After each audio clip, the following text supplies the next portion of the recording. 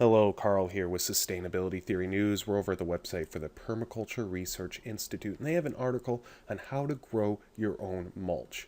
And when you hear the word mulch, you might conjure up images of wood chips, basically. And of course, that is one type of mulch, but a mulch is any type of organic material that you put on top of your garden bed or orchard to help retain moisture and slowly feed the plants as the mulch breaks down. Wood chips can be a great mulch for trees and shrubs, but they also, in their first year, they take a lot of nitrogen from the soil. So you want to compost wood chips for a year so it fills up what's called the CEC, or cash-on exchange capacity. It's basically the gas tank, the fuel tank for nutrients inside mulch. Other mulches, like clover or nitrogen fixing plants, they have a ton of nitrogen in them already. So as they break down, and they break down quicker than wood chips, they will feed the plants the nutrients they need while also retaining moisture. Straw and other light-colored mulches can also help reflect sunlight in very hot summer months, which could help keep soil conditions low enough to, and if soil's too warm, some seeds won't germinate. Sometimes you need a really warm soil for other seeds to germinate, so maybe removing the mulch might be good.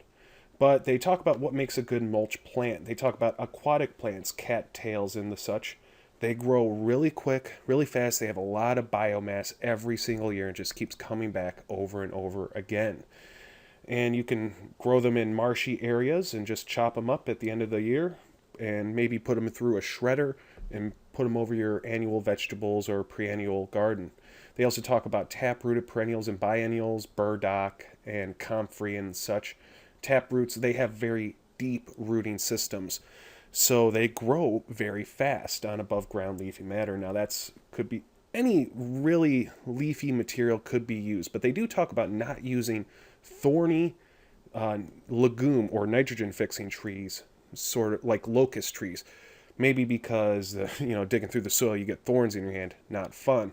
But I also do not recommend using walnut for mulch purposes because it can it can inhibit seeds from germinating.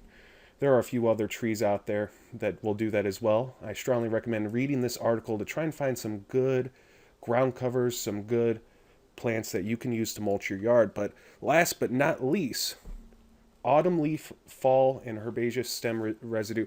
Well, basically, the leaves fall off deciduous trees every fall.